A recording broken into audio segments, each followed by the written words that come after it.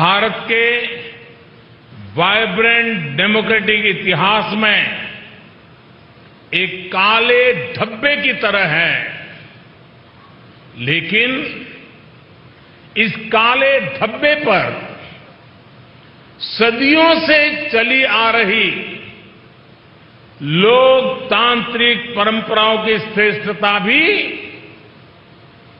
पूरी शक्ति के साथ विजयी हुई। लोकतांत्रिक परंपराएं इन हरकतों के लिए भारी पड़ी है।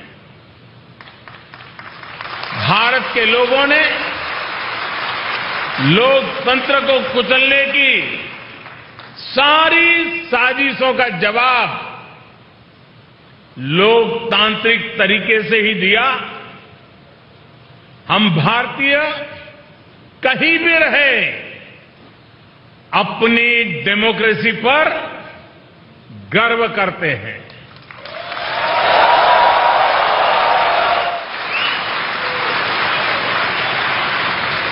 और हिंदुस्तानी गर्व से कह सकता है कि भारत मदर ऑफ डेमोक्रेसी है।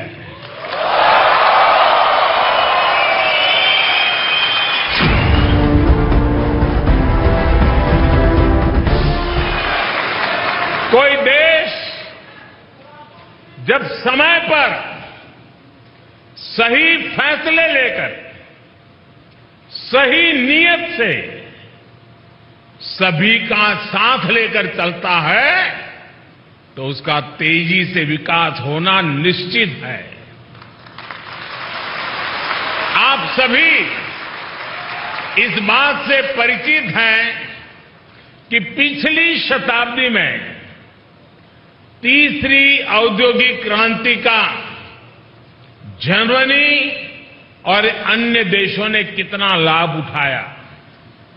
भारत उस समय गुलाम था और इसलिए वह इस दौड़ में बहुत पीछे रह गया।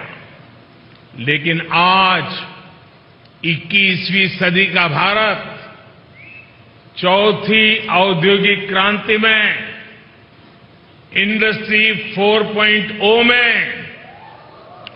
पीछे रहने वालों में नहीं, बल्कि इस औद्योगिक क्रांति का नेतृत्व करने वालों में से एक है। इंफॉर्मेशन टेक्नोलॉजी में, डिजिटल टेक्नोलॉजी में भारत अपना परचम लहरा रहा है।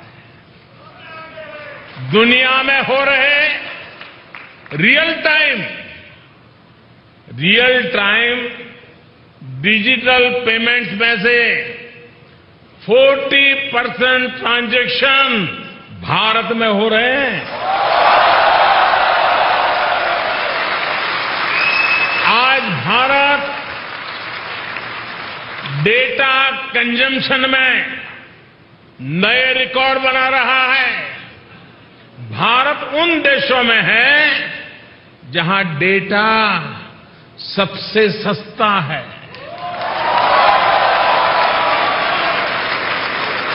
21वीं सदी के नए भारत में लोग जितनी तेजी से नई टेक्नोलॉजी अपना रहे हैं, वो किसी को भी हैरान कर सकती है।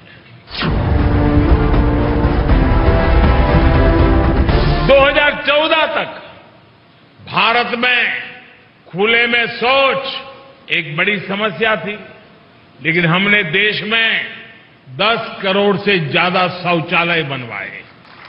आज स्वच्छता भारत में एक जीवन शैली बन रही है। भारत के लोग, भारत के युवा देश को स्वच्छ रखना अपना कर्तव्य समझ रहे हैं।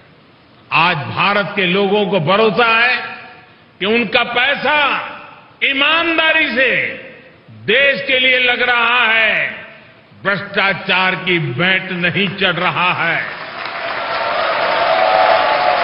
और इसलिए देश में टैक्स कंप्लायंस तेजी से बढ़ रही है। ये किसी कानूनी प्रक्रिया के कारण नहीं है, बल्कि स्वतः स्फूर्त जागरण से हो रहा है। दोस्तों, साथियों, हम सभी भारतीय इस साल अपनी आजादी के 75 वर्ष का पर्व मना रहे हैं, अमृत महोत्सव मना रहे हैं। आजादी के 75वें वर्ष में भारत अभूतपूर्व इंक्लूसिवनेस और इससे प्रोत्साहित होने वाली करोड़ों एस्पिरेशंस का गवाह बन रहा है। भारत आज अभूतपूर्व संभावनाओं से भरा है। भारत एक मजबूत सरकार के नेतृत्व में, एक फील्ड सरकार के नेतृत्व में, एक निर्णायक सरकार के नेतृत्व में नए सपने भी देख रहा है, नए संकल्प भी ले रहा है और संकल्पों को सिद्धि में परिवर्तित करने के लिए जी जान से जुटा हुआ भी है। साथियों, वो दिन चले गए। साथियों, वो दिन चले गए जब दुनिया में कुछ होता था तो हम रोना रोते थे। भारत आज वैश्विक चुनौतियों का रोना रोने वाला देश नहीं है, बल्कि भारत आज आगे बढ़कर इन चुनौतियों का समाधान दे रहा है। Coalition for disaster resilience fund CDRI के माध्यम से हम पूरी दुनिया को आपदाओं से लड़ने में सक्षम बनाना चाहते हैं। आज हम इंटरनेशनल सोलर अलायंस के जरिए दुनिया भर के देशों को एक मंच पर ला रहे हैं ताकि सस्ती और एनवायरमेंट फ्रेंडली एनर्जी का लाभ दुनिया को दे सके। वन सन, वन वर्ल्ड, वन ग्रिड, ये सपना हमने दुनिया के सामने रखा है। इसके लाभ भारत ने बीते 8 वर्ष में खुद अनुभव भी किए हैं। भारत में सोलर पावर की रिकॉर्ड कैपेसिटी तो बिल्ड हुई है, ये ₹2-2.5 प्रति यूनिट के हिसाब से उपलब्ध है। ग्रीन हाइड्रोजन को लेकर भी जिस स्केल पर भारत काम कर रहा है, जर्मनी जैसे मित्र देशों के साथ साझेदारी कर रहा है, तो उसमें भी मानवता का ही हित है।